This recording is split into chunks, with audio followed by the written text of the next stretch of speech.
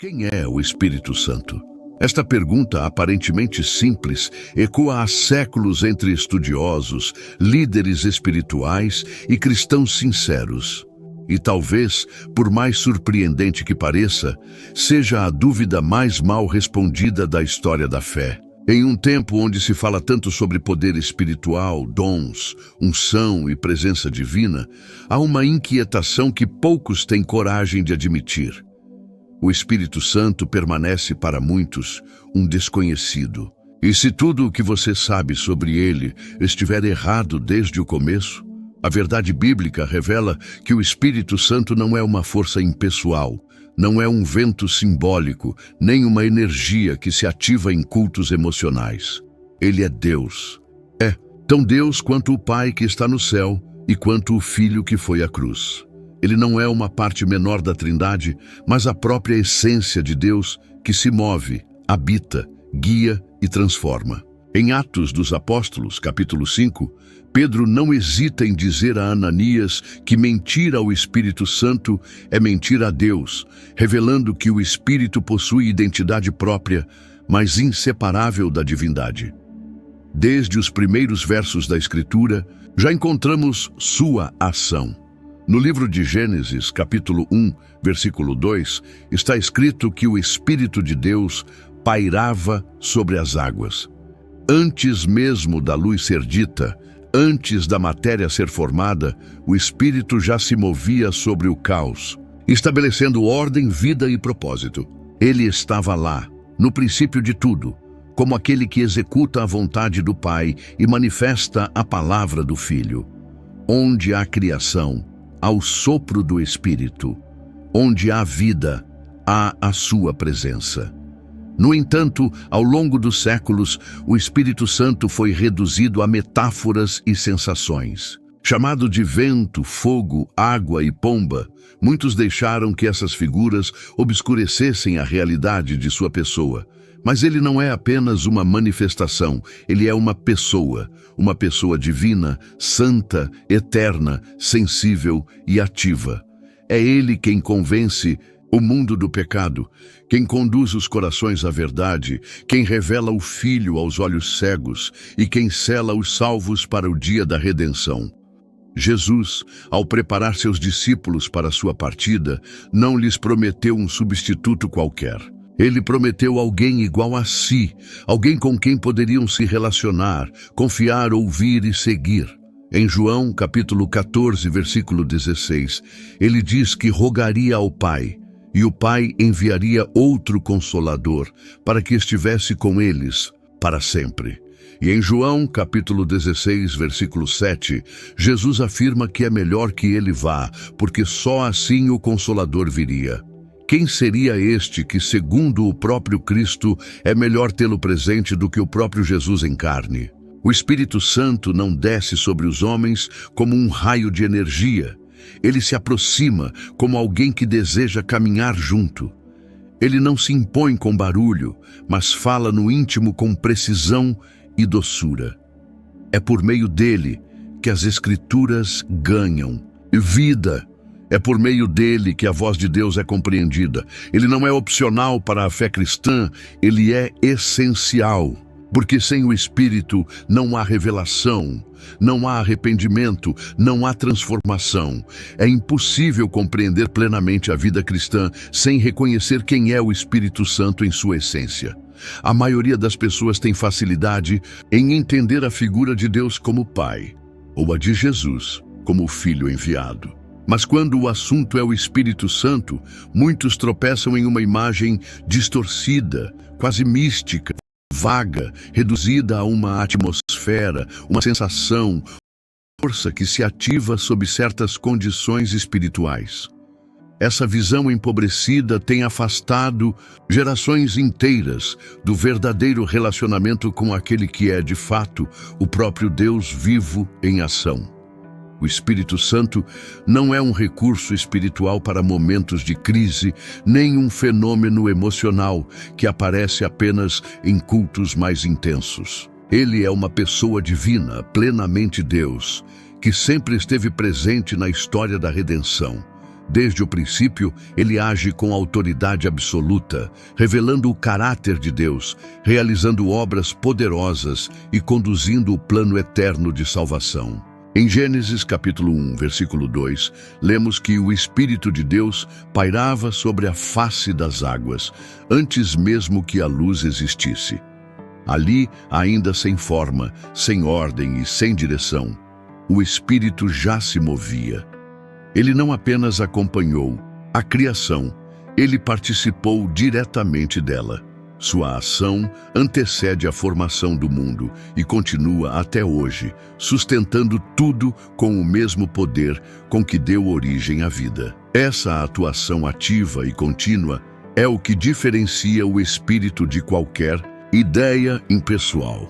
Ele age com propósito, com intenção, com soberania. Não há nada que tenha sido criado ou transformado sem a intervenção direta do Espírito Santo.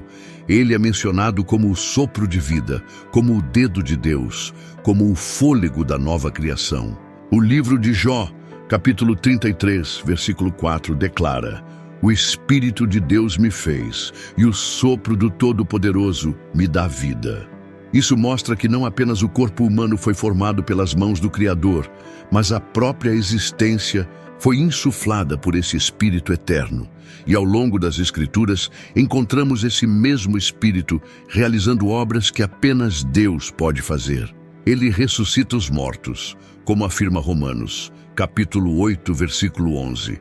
"Se habita em vós o Espírito daquele que ressuscitou a Jesus dentre os mortos, esse mesmo que ressuscitou a Cristo dentre os mortos, vivificará também os vossos corpos mortais." Não se trata de uma metáfora, mas de uma realidade espiritual com implicações eternas. Somente Deus tem poder sobre a morte, e o Espírito é o agente dessa vitória. Outro exemplo notável é a declaração de Pedro em Atos dos Apóstolos, capítulo 5, versículos 3 e 4. Quando confronta Ananias sobre a mentira envolvendo a venda de uma propriedade, ele diz: "Por que encheu Satanás teu coração para que mentisses ao Espírito Santo? Não mentiste aos homens, mas a Deus." A afirmação é direta, inequívoca e devastadora para qualquer argumento que tente reduzir o Espírito a algo inferior. Mentir ao Espírito é mentir a Deus. E isso só é possível porque Ele é Deus, em essência e não em função temporária. É necessário compreender também que o Espírito Santo não apenas realiza obras grandiosas, mas Ele é a presença permanente de Deus entre nós. No Antigo Testamento, o Espírito se manifestava de forma pontual sobre reis, profetas e sacerdotes. Mas após a ascensão de Cristo, ele passou a habitar continuamente nos que creem. Essa é a grande promessa revelada em João, capítulo 14, versículo 17, onde Jesus declara que o Espírito habita convosco e estará em vós. Essa habitação não é simbólica, é real. O próprio Deus faz morada em corações humanos por meio do Espírito. E se o Espírito Santo é Deus, então tudo o que ele fala, ordena, revela e inspira tem autoridade divina. A sua voz não é um conselho, é um decreto.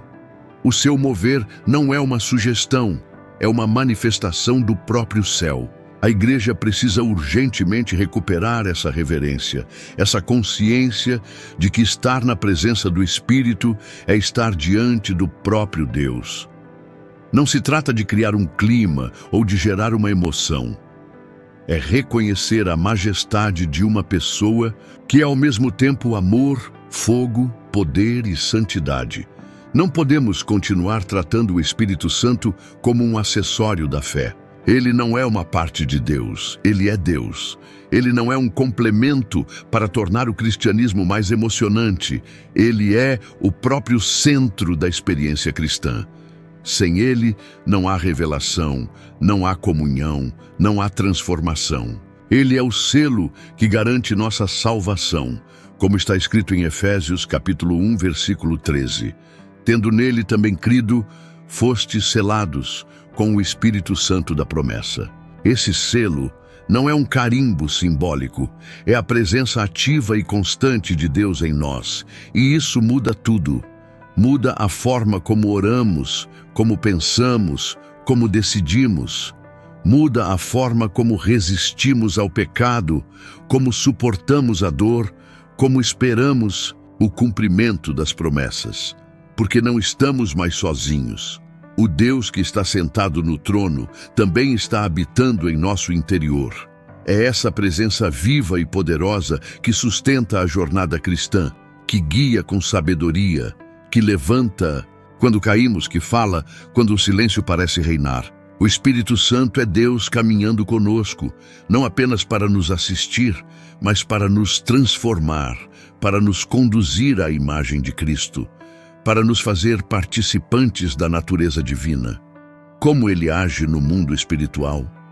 Há uma realidade espiritual que escapa aos olhos, mas que molda tudo o que é visível. Essa realidade não é silenciosa, não é passiva, tampouco indiferente. Ela é viva, dinâmica, em constante movimento. E no centro dessa ação está o Espírito Santo.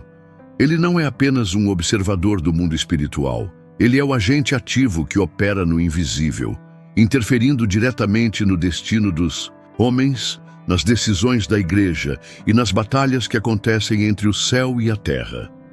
Desde o início, vemos o Espírito de Deus interagindo com o caos e transformando-o em ordem.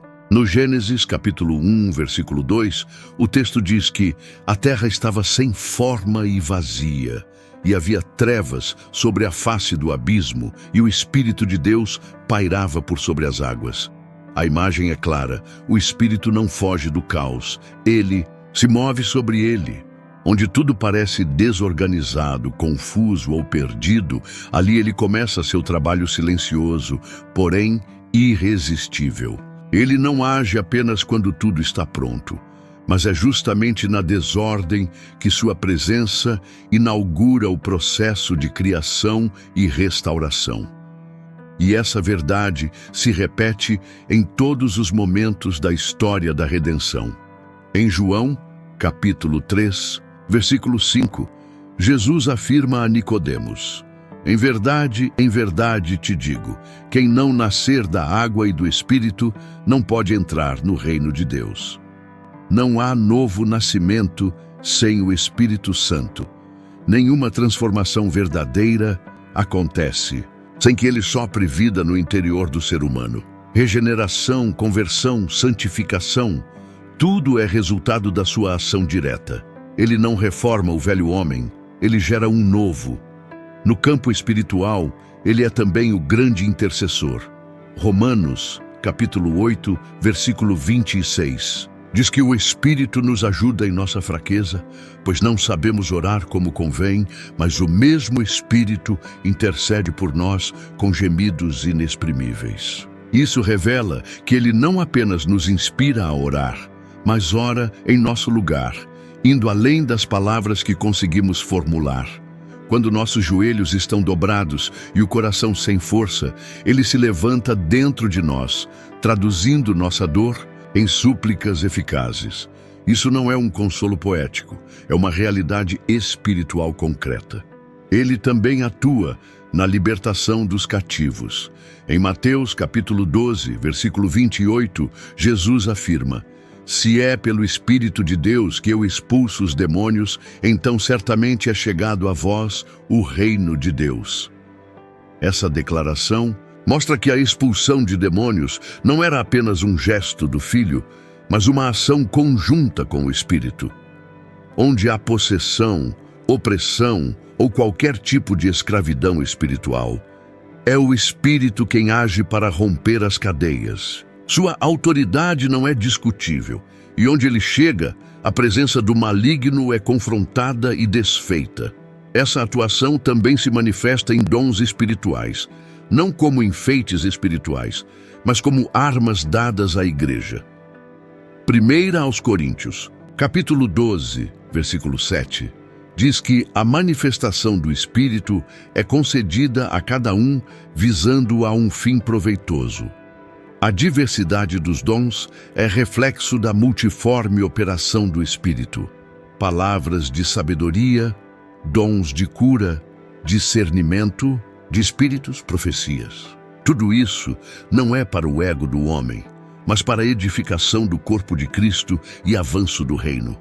É o Espírito quem distribui, quem capacita, quem ativa, conforme a vontade soberana de Deus. E mais do que agir em milagres e manifestações extraordinárias, o Espírito Santo atua em áreas que muitas vezes passam despercebidas. Ele conduz decisões. Em Atos dos Apóstolos, capítulo 13, versículo 2, o texto narra que, servindo eles ao Senhor e jejuando, disse o Espírito Santo: separai-me a Barnabé e a Saulo para a obra a que os tenho chamado. Não foi uma decisão administrativa, nem uma votação entre apóstolos. Foi uma ordem clara do Espírito. Isso revela que ele dirige ministérios, chama pessoas, levanta líderes e distribui responsabilidades no corpo. O mesmo Espírito que abre os céus e faz fogo descer sobre os fiéis, também silencia os passos que não devem ser dados. Em Atos, capítulo 16, versículos 6 e 7, Paulo e seus companheiros foram impedidos pelo Espírito de pregar na Ásia e depois de entrar na Bitínia. Isso mostra que nem todo caminho é o certo e que obedecer ao Espírito envolve escutar até mesmo as portas que ele fecha. Ele não apenas empurra para frente, ele também freia para preservar. Essa dimensão invisível, mas palpável da atuação do Espírito é uma das maiores forças da fé cristã. Porque mesmo quando não vemos, ele está movendo peças, abrindo caminhos, inclinando corações, desfazendo laços e gerando vida onde parecia haver apenas morte. Ele age no silêncio, mas com força irresistível. Age no íntimo, mas transforma o exterior. Age no invisível, mas muda o visível. É por isso que não se pode seguir Jesus em plenitude sem reconhecer a ação constante e sobrenatural do Espírito. Ele é o vento que sopra onde quer, como afirmou Jesus em João, capítulo 3, versículo 8. Não o controlamos, não o manipulamos, mas podemos discerni-lo e segui-lo. E quando o fazemos, deixamos de caminhar com base em nossos próprios esforços, para sermos guiados por um poder que ultrapassa toda lógica e toda limitação humana. A maior mentira moderna: o Espírito Santo como ferramenta. Em tempos onde o sobrenatural passou a ser palco para espetáculos e plataformas humanas, uma mentira sutil, porém devastadora, tem ganhado espaço entre igrejas, ministérios e até mesmo corações bem intencionados. Trata-se da tentativa de transformar o Espírito Santo em uma ferramenta de poder, como se ele fosse um recurso a ser ativado, manipulado ou usado conforme a necessidade do homem. Essa distorção, embora embalada em linguagem espiritualizada, é uma das mais graves afrontas à santidade de Deus. E a Bíblia não silencia diante desse erro. Ao longo da história da Igreja, a presença do Espírito sempre foi vista como algo sagrado, temido, desejado com reverência. Mas a banalização moderna gerou uma nova teologia onde o Espírito se tornou quase um assistente espiritual. Seu nome passou a ser invocado não para rendição, mas para espetáculo. Seu mover, interpretado como confirmação de ego, status, influência, dons espirituais, passaram a ser exibidos como medalhas. Unção virou moeda. A busca pela manifestação substituiu a busca pelo arrependimento. Essa é a inversão do Evangelho. Um exemplo claro disso está em Atos dos Apóstolos, capítulo 8. Simão, o mágico, presenciou os apóstolos impondo as mãos sobre os novos convertidos. E estes recebiam o Espírito Santo.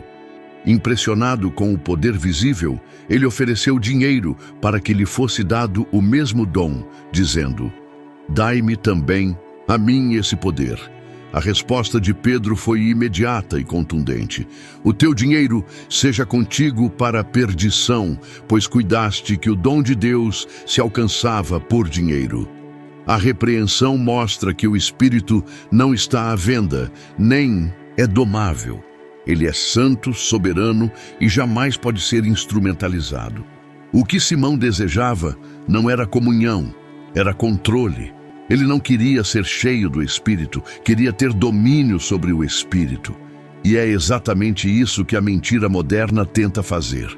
Colocar o Espírito em uma caixa manipulável, subordinado à agenda humana.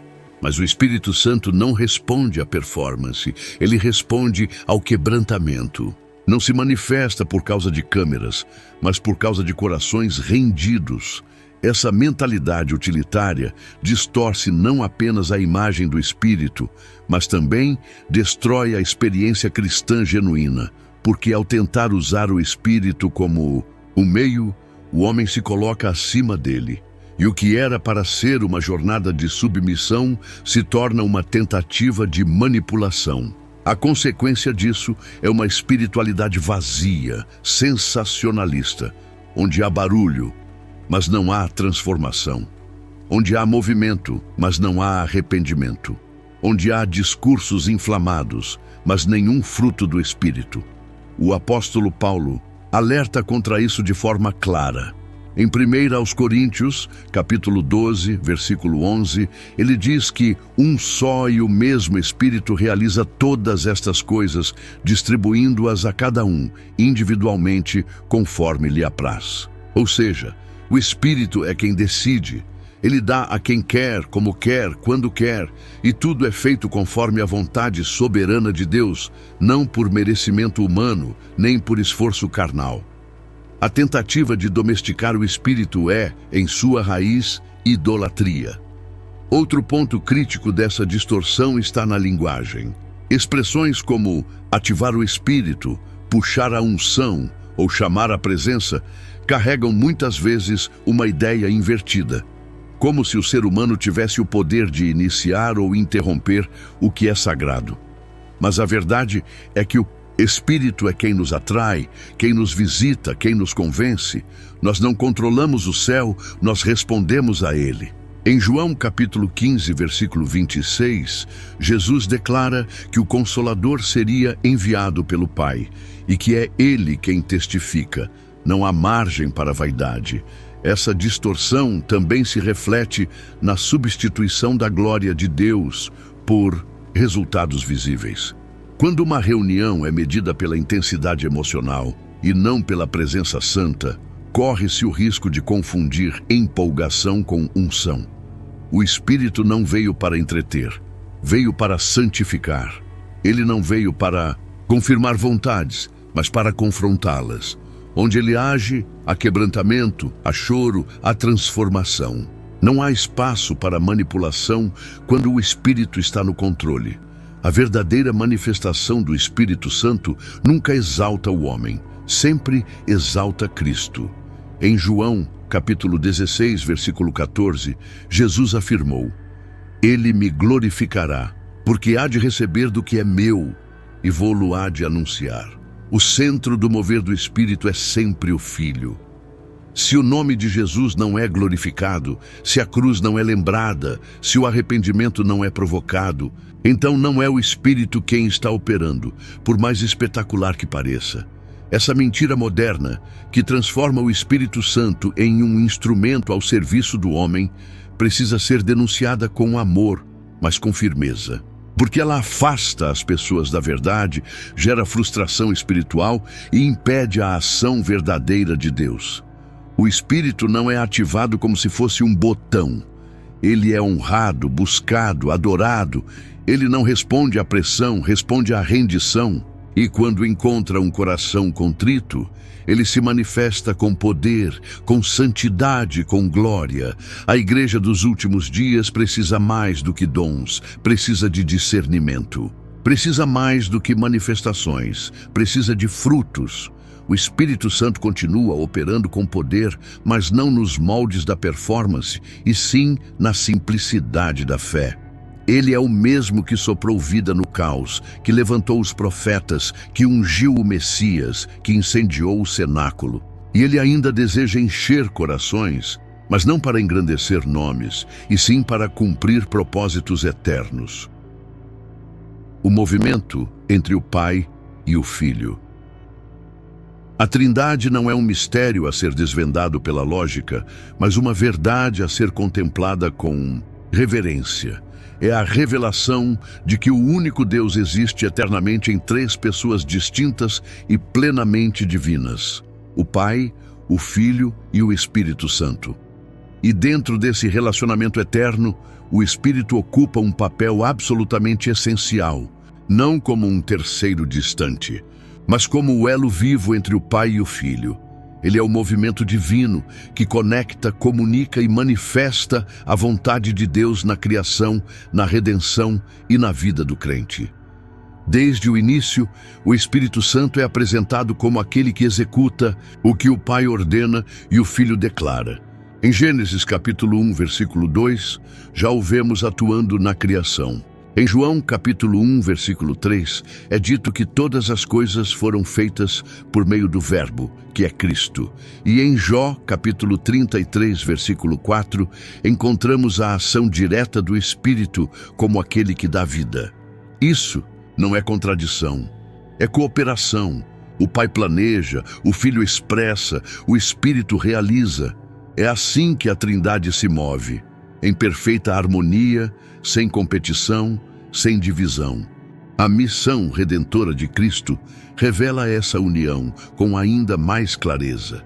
Em Lucas, capítulo 1, versículo 35, o anjo anuncia a Maria que o Espírito Santo viria sobre ela e que o poder do Altíssimo a envolveria.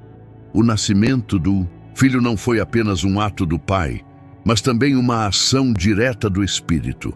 Já no batismo de Jesus, em Mateus capítulo 3, versículos 16 e 17, vemos o céu se abrindo, o Pai falando, o Filho sendo batizado e o Espírito descendo como pomba.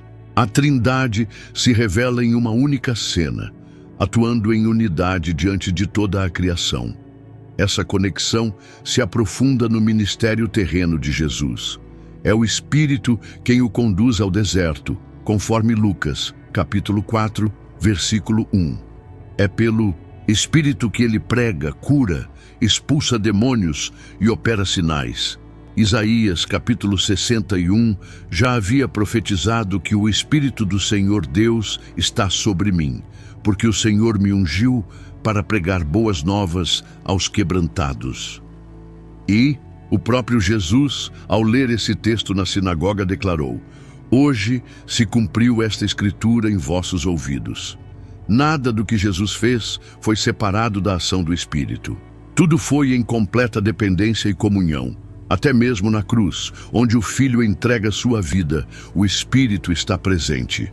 Em Hebreus, capítulo 9, versículo 14, está escrito que Cristo a si mesmo se ofereceu imaculado a Deus, pelo Espírito Eterno. A oferta de Jesus não foi apenas física, foi espiritual, plena, impulsionada por esse Espírito que o acompanhou até o último suspiro.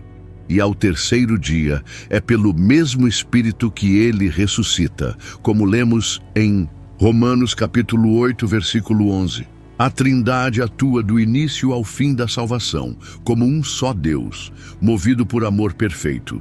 Essa atuação integrada também se manifesta após a ascensão de Cristo. Em João, capítulo 14, versículo 26, Jesus diz que o Pai enviará o Consolador em seu nome. E em João, capítulo 15, versículo 26, ele afirma que enviará o Espírito da parte do Pai.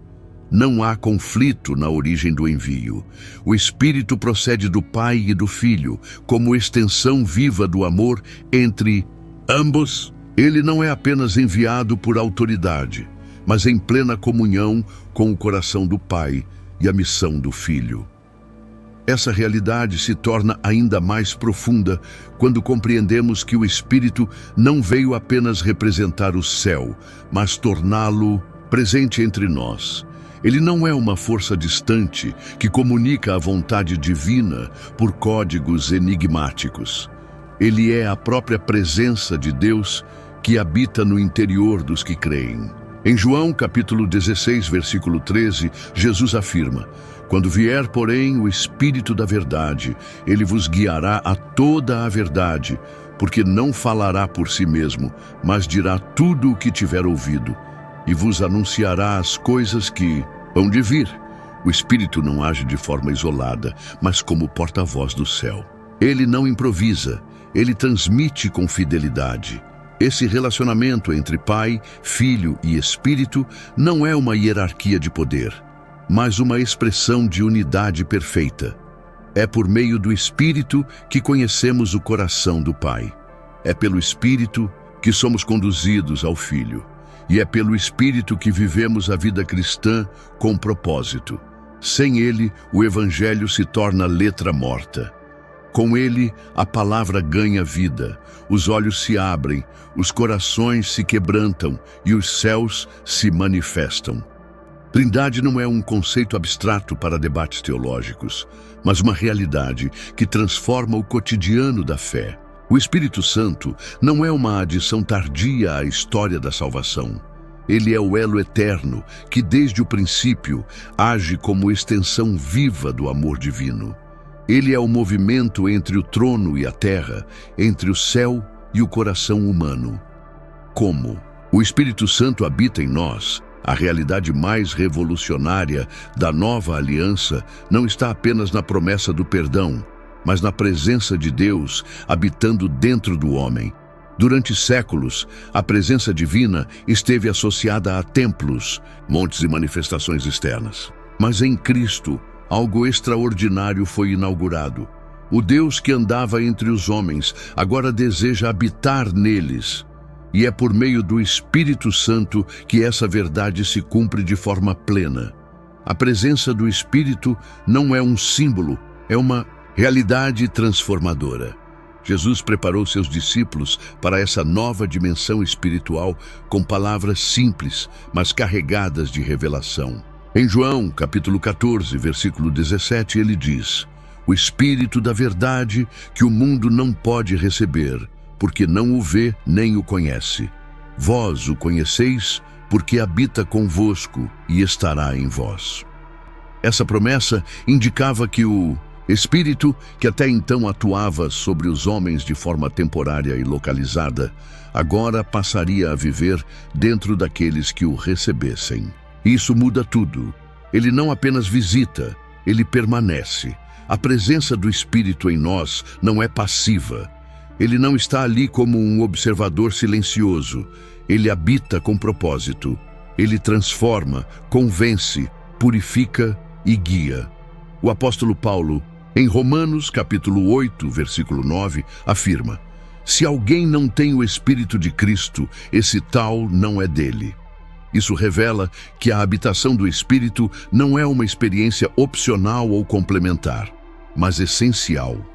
Ser cristão é, por definição, ser morada do Espírito Santo. Essa presença interna afeta todas as dimensões da vida. Ela não se limita aos momentos de adoração ou oração. Ela se manifesta na consciência, na direção, na resistência ao pecado e na sede pela santidade. O Espírito habita onde há rendição. Ele molda pensamentos, transforma desejos, gera frutos. Em Gálatas, capítulo 5, versículo 22, Paulo enumera os frutos do Espírito: amor, alegria, paz, longanimidade, benignidade, bondade, fidelidade, mansidão, domínio próprio. Não são conquistas humanas, são evidências da presença divina operando dentro do crente. A transformação gerada por essa presença não é instantânea, mas é contínua e progressiva. O Espírito não força, ele conduz. Ele respeita os processos, mas nunca deixa de agir. Em 2 aos Coríntios, capítulo 3, versículo 18, está escrito: "Todos nós, com o rosto descoberto, contemplando como por espelho a glória do Senhor, somos transformados de glória em glória, na mesma imagem, como pelo Senhor, o Espírito. A obra dele é progressiva, mas inevitável. Ele não apenas aponta o erro, ele nos capacita a superá-lo. Não apenas revela a vontade de Deus, mas nos dá poder para cumpri-la. É por isso que a vida cristã não pode ser vivida por esforço próprio. Sem a habitação do Espírito, tudo se torna pesado, religioso, mecânico. Mas com ele, a graça para suportar, direção para decidir e fogo para permanecer. O mesmo Espírito que levantou Jesus dos mortos habita nos que creem. Essa verdade está em Romanos, capítulo 8, versículo 11. Se o Espírito daquele que ressuscitou a Jesus dentre os mortos habita em vós, aquele que ressuscitou a Cristo Jesus também dará vida aos vossos corpos mortais por meio do seu Espírito que em vós habita. A presença do Espírito também é um selo de pertencimento. Em Efésios, capítulo 1, versículo 13, Paulo escreve: Fostes selados com o Espírito Santo da promessa. O selo era, no contexto bíblico, uma marca de propriedade, de autenticidade e proteção. Isso significa que a presença do Espírito em nós é a prova de que pertencemos a Deus, de que fomos comprados por alto preço e de que não estamos mais à deriva. Essa habitação também é o caminho da intimidade com Deus. O Espírito não nos conecta apenas com dons ou revelações. Ele nos conecta com o próprio coração do Pai. Em Romanos capítulo 8, versículo 15, está escrito: Recebestes o Espírito de adoção, pelo qual clamamos, Abba, Pai. Ele não apenas nos ensina a orar, ele nos faz filhos. Ele nos introduz em um relacionamento de amor profundo, onde a obediência não é por medo, mas por honra. Onde o temor de Deus não nos afasta, mas nos atrai para mais perto dele. O Espírito Santo habita em nós como mestre, conselheiro, consolador e guia. Ele nos lembra daquilo que Jesus ensinou, como em João, capítulo 14, versículo 26. Ele nos ensina todas as coisas. Ele não é uma voz distante, ele fala no íntimo. Ele não é um visitante ocasional, ele é morador constante. E onde ele habita, não há espaço para trevas que não sejam confrontadas, nem feridas que não sejam tocadas. Essa presença, no entanto, exige zelo. Paulo escreve em 1 aos Coríntios, capítulo 6, versículo 19. Acaso não sabeis que o vosso corpo é santuário do Espírito Santo que está em vós, o qual tendes da parte de Deus, e que não sois de vós mesmos? Não somos donos de nós. Fomos comprados, selados, habitados, e por isso, cada decisão, cada palavra, cada intenção deve ser colocada diante dele, porque não estamos mais sozinhos. Somos templo. A presença do Espírito Santo em nós não é apenas doutrina, é vida, é direção, é transformação. Ele habita não para contemplar, mas para reconstruir, não para observar, mas para nos conduzir à imagem do Filho. Sua habitação é o início de uma nova existência, marcada não por esforço religioso, mas por comunhão viva e constante com o próprio Deus. O Espírito Santo tem personalidade. Antes de continuarmos, se este conteúdo tem abençoado sua vida, curta, comente e compartilhe. Seu amém nos comentários faz toda a diferença para alcançarmos mais pessoas. Se inscreva no canal e, se quiser abençoar o canal, clique no botão Valeu e deixe uma oferta de qualquer valor ou se torne membro. Assim, continuamos investindo em pesquisa e melhorias para abençoar ainda mais a sua vida. Continuando, a revelação de que o Espírito Santo habita em nós já seria suficiente para provocar reverência, temor e gratidão. Mas essa presença se torna ainda mais sagrada quando compreendemos que ele não é apenas uma influência espiritual, e sim uma pessoa real, viva e consciente. O Espírito Santo não é impessoal. Ele pensa, sente, decide, ele conhece, se entristece, ama, deseja. E é justamente por ser uma pessoa que ele se relaciona conosco de maneira tão profunda e transformadora. A Bíblia apresenta inúmeros textos que atribuem ao Espírito características exclusivamente pessoais. Em 1 aos Coríntios, capítulo 2, versículo 10, está escrito: "Mas Deus nolo revelou pelo Espírito, porque o Espírito a todas as coisas perscruta, até mesmo as profundezas de Deus." Perscrutar ou sondar não é uma função automática, mas um ato consciente. O Espírito investiga, examina e compreende a totalidade do ser divino.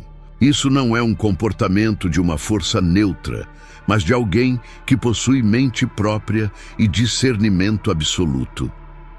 Mais adiante, no versículo 11 do mesmo capítulo, o apóstolo reforça: "Pois qual dos homens sabe as coisas do homem, senão o espírito do homem que nele está? Assim também as coisas de Deus, ninguém as conhece, senão o Espírito de Deus." O Espírito não apenas transmite conhecimento, ele o possui.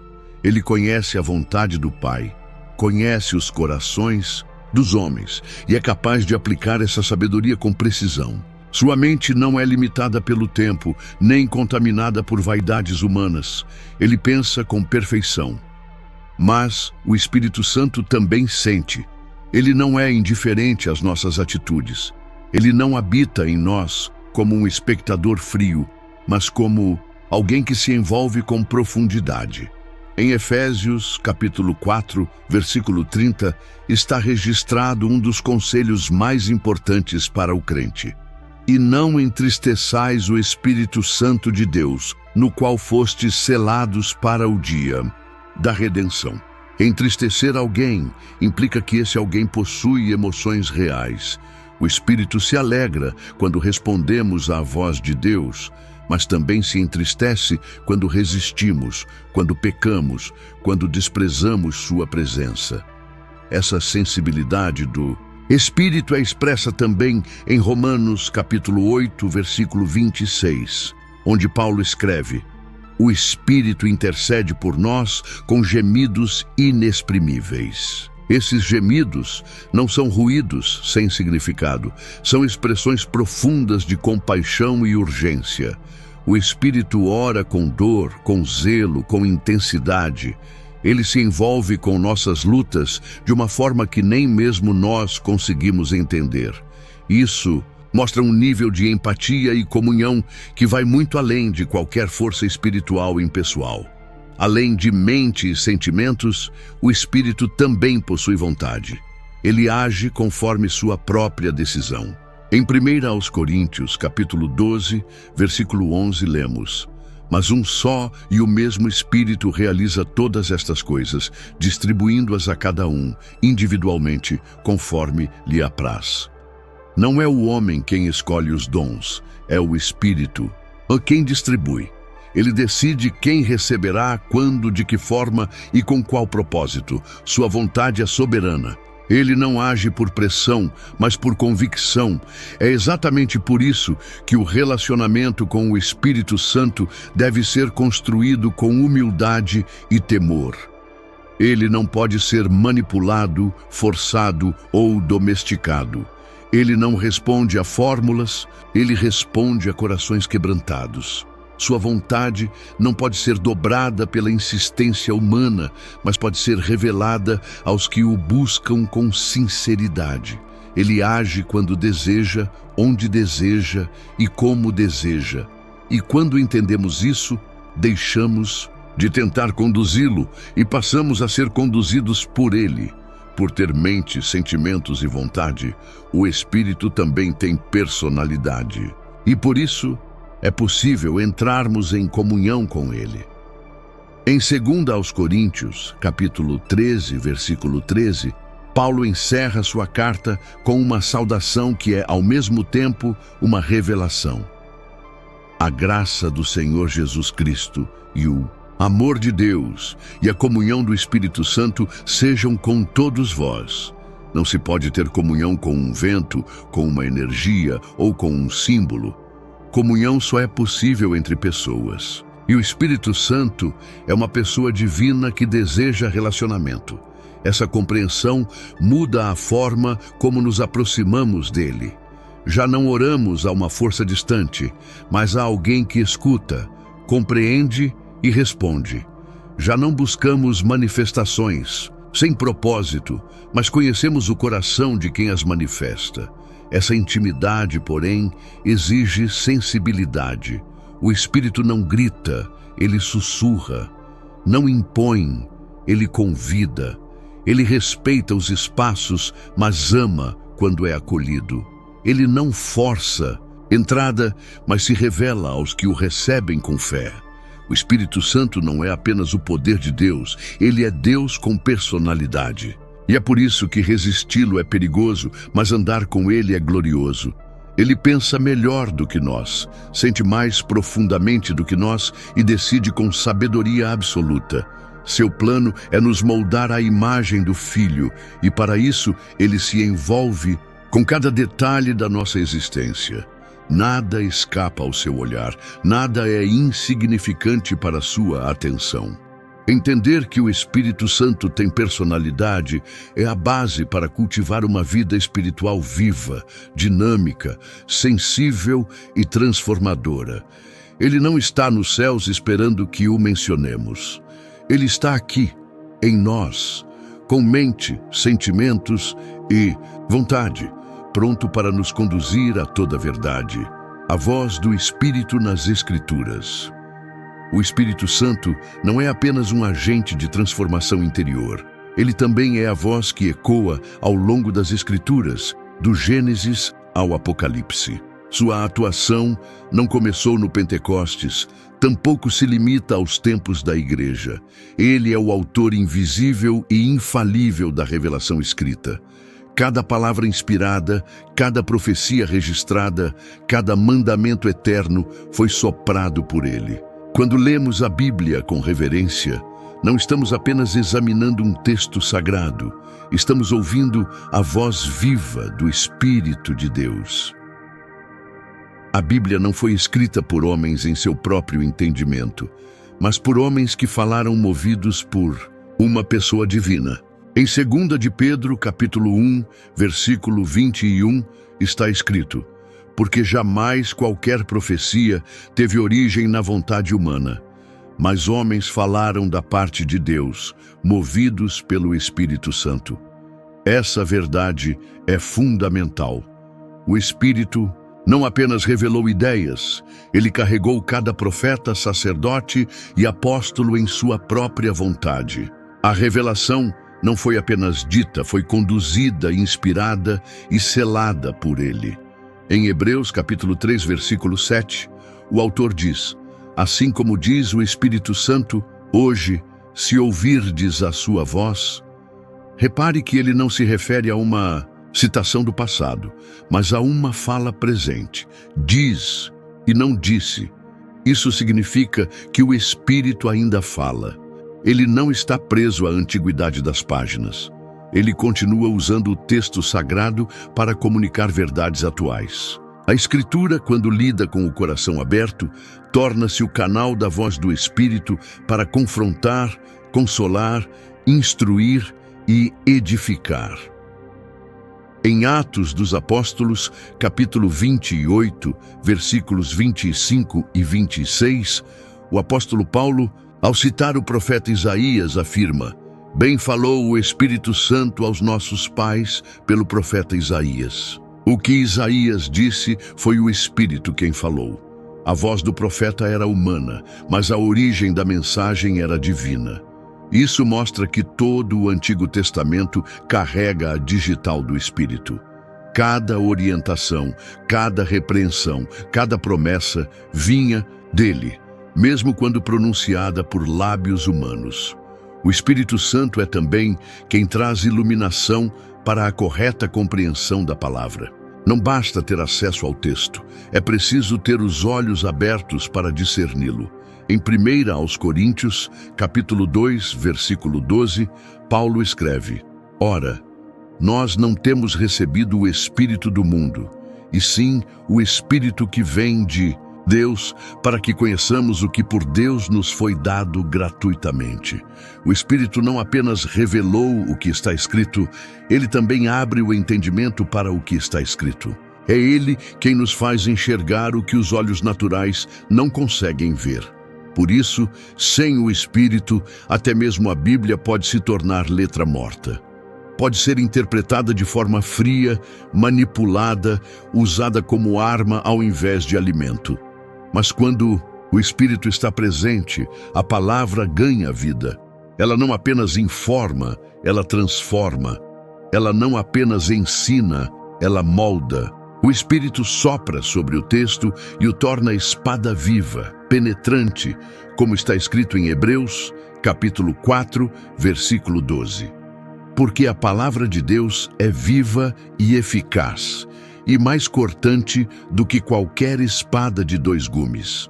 Essa atuação do Espírito continua até hoje. Ele ainda fala por meio da Escritura. Ele ainda revela verdades, confirma direções e confronta corações. Mas ele nunca fala algo que contradiz o que já revelou.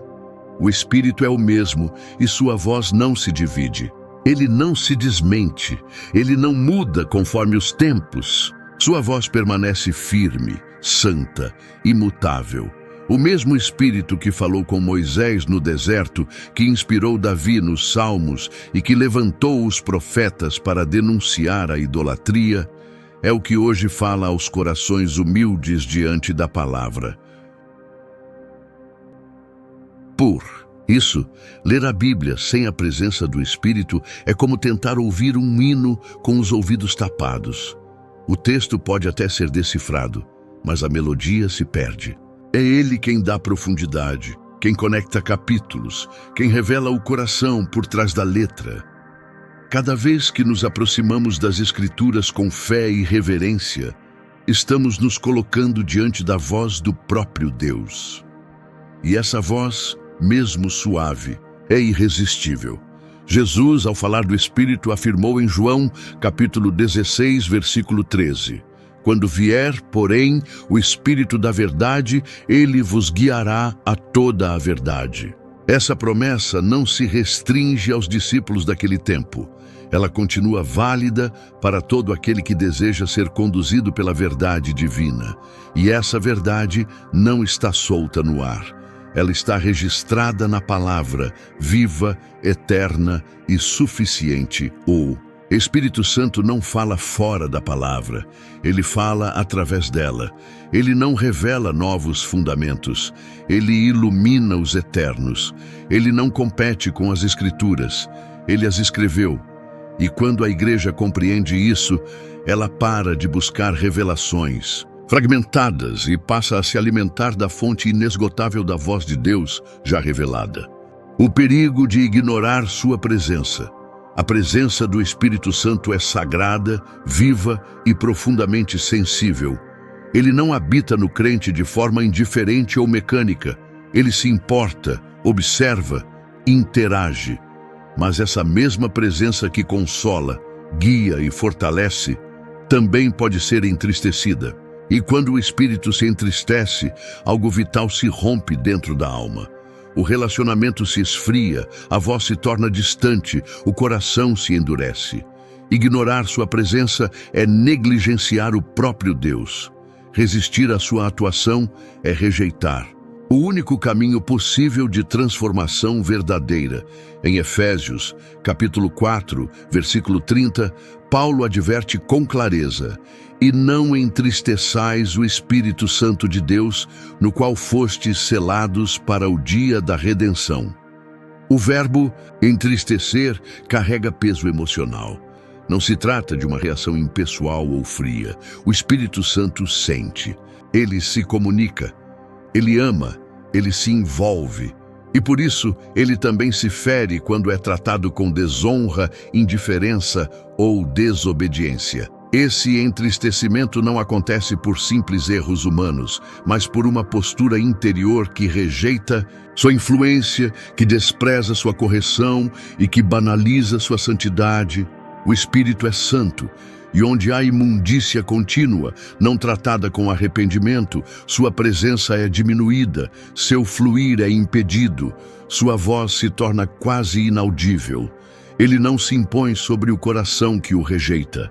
Ele se retira em silêncio, como um amigo ferido, esperando ser novamente acolhido com temor e verdade. Há um padrão claro nas Escrituras. Onde o Espírito não é honrado, sua ação é limitada. Em Atos dos Apóstolos, capítulo 7, versículo 51, Estevão denuncia os líderes religiosos dizendo: homens de dura cerviz, incircuncisos de coração e de ouvidos, vós sempre resistis ao Espírito Santo. Assim como fizeram vossos pais, também vós o fazeis. A resistência ao Espírito é uma herança dos que confiam em sua própria religiosidade, mas fecham o coração à direção de Deus. Eles ouvem a palavra, mas não se rendem. Conhecem as Escrituras, mas rejeitam a correção.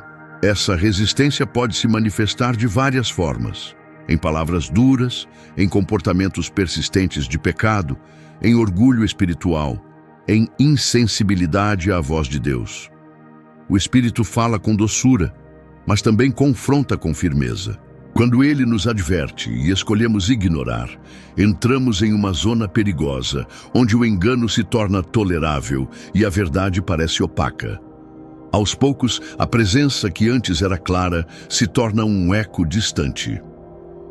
O apóstolo Paulo, em 1 aos Tessalonicenses, capítulo 5, versículo 19, vai ainda mais fundo: não apagueis o Espírito. A imagem é de um fogo que pode ser sufocado. O Espírito é frequentemente comparado ao fogo nas Escrituras, não apenas por seu poder purificador, mas por sua capacidade de iluminar, de aquecer, de consumir o que é impuro. Apagar esse fogo é o resultado de negligência espiritual, de vida sem vigilância, de um coração acostumado à presença, mas já não tocado por ela. E quando esse fogo se apaga, as consequências não são apenas emocionais, são espirituais e profundas. A fé se torna fria, a oração se torna formal, a adoração se esvazia, a obediência se torna pesada. O crente pode continuar falando de Deus, mas já não o sente. Pode manter suas práticas religiosas, mas perdeu o frescor da presença. Isso não acontece de um dia para o outro, mas de forma gradual, silenciosa, e quase sempre começa com pequenos desprezos à voz do Espírito. O salmista, no Salmo 51, após cair em pecado, não pede apenas perdão. Ele clama: não, retires de mim o teu Espírito Santo. Davi sabia que poderia continuar como rei, manter sua posição, mas se perdesse o Espírito, perderia tudo. Sua súplica não era por trono, mas por presença.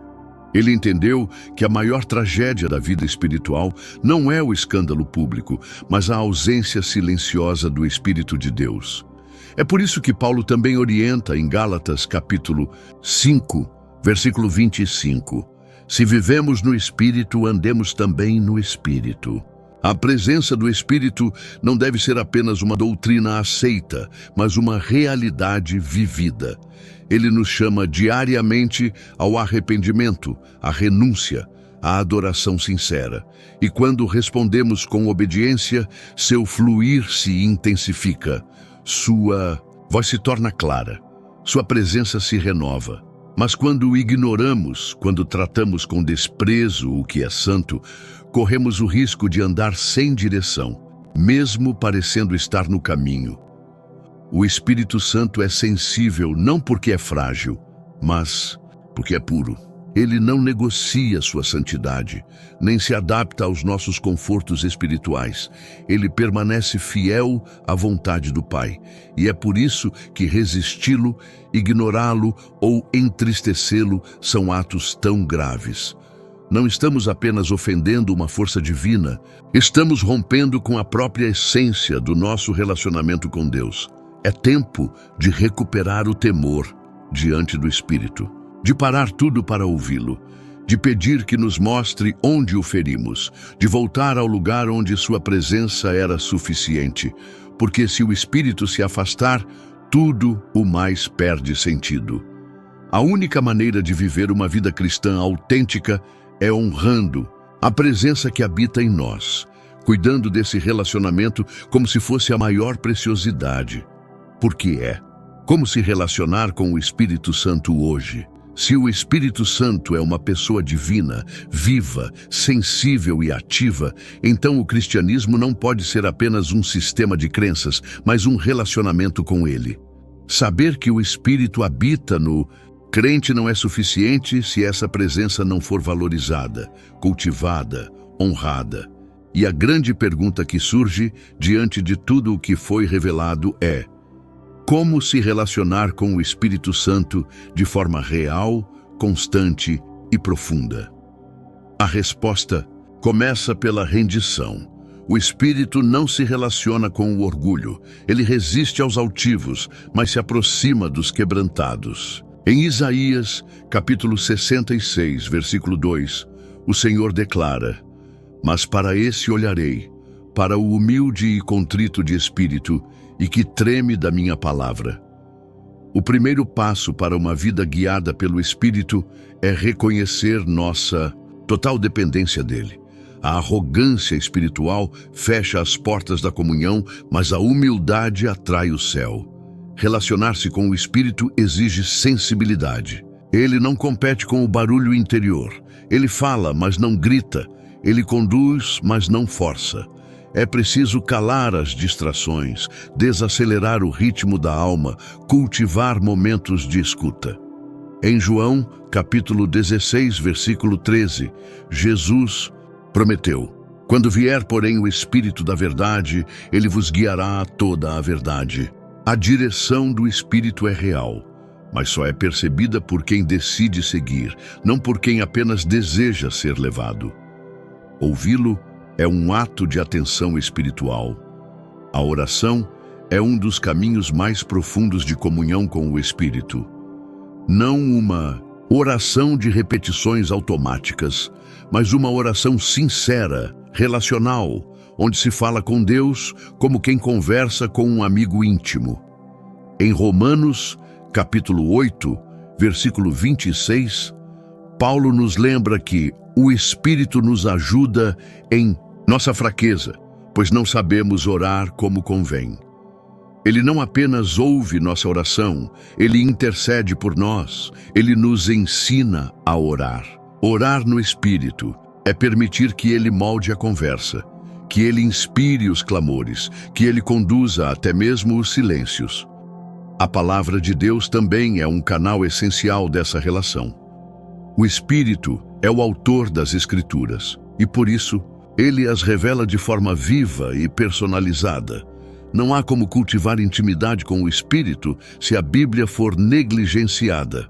Em 2 aos Coríntios, capítulo 3, versículo 6, está escrito: a letra mata, mas o Espírito vivifica. Isso não significa que o texto bíblico seja um problema, mas que, sem o Espírito, ele se torna apenas um conjunto de normas. Com ele, a palavra se torna espada, alimento, água viva. O louvor e a adoração são outro ponto vital nessa comunhão, mas não como um momento musical apenas, e sim como uma postura diária. Adorar em espírito e em verdade, como Jesus ensinou em João, capítulo 4, versículo 4, é mais do que cantar. É reconhecer o valor do Espírito, honrar sua presença com a vida, oferecer cada decisão como um gesto de adoração. O Espírito se manifesta onde há reverência. Ele se move onde há honra. Relacionar-se com o Espírito é também obedecer prontamente. Muitas vezes ele fala com clareza, mas encontra resistência. Um coração que se relaciona com o Espírito aprende a obedecer mesmo sem entender completamente. Aprende a renunciar por convicção, a seguir mesmo sem mapas, a confiar mesmo sem garantias visíveis. Atos dos Apóstolos, capítulo 8, relata que Filipe foi guiado pelo Espírito a uma estrada deserta. Ele obedeceu, sem saber o motivo, e ali encontrou o eunuco etíope, que seria instrumento para levar o evangelho ao norte da África. Quem ouve o Espírito entra em agendas celestiais invisíveis.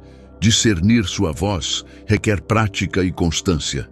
Nem toda inspiração vem do Espírito, por isso é necessário crescer em maturidade espiritual para reconhecer o que vem dele.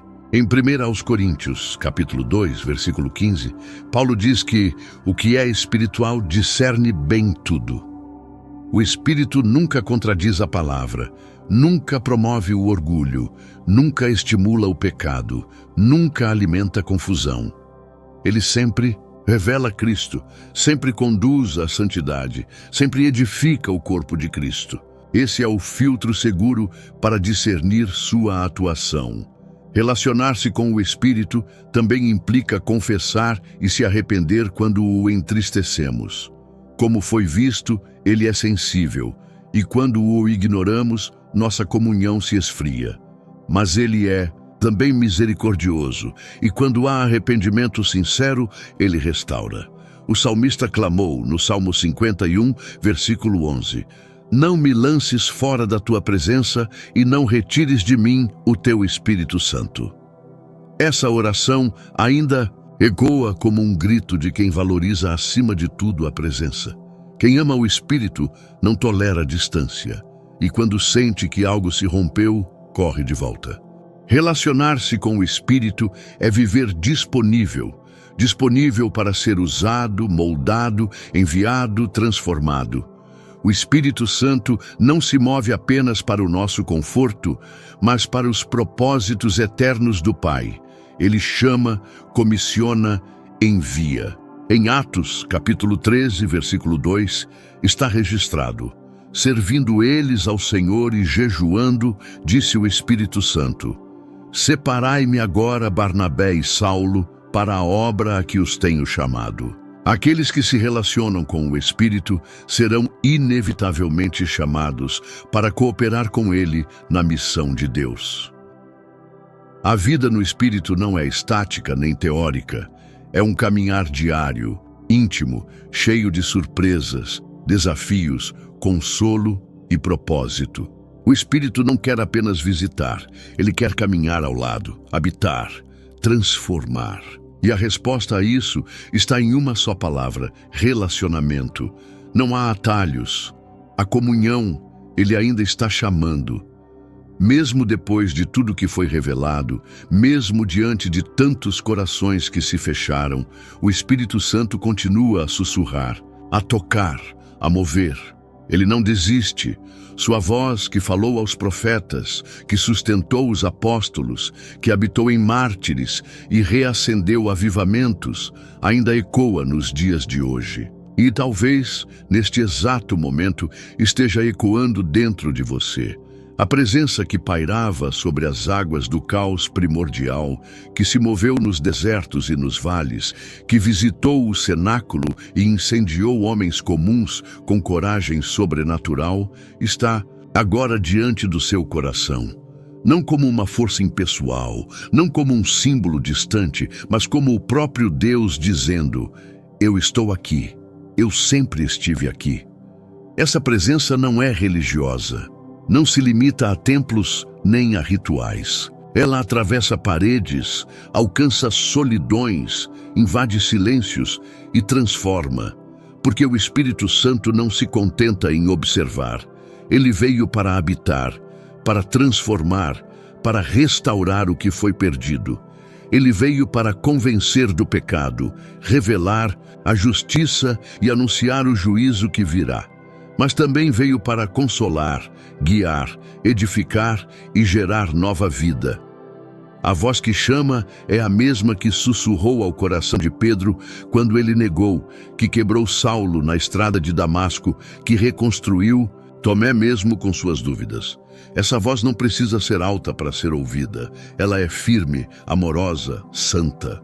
E ela clama por rendição. O tempo que resta não é contado em anos. É contado em decisões. O Espírito Santo não pode ser forçado, mas também não pode ser ignorado sem consequência.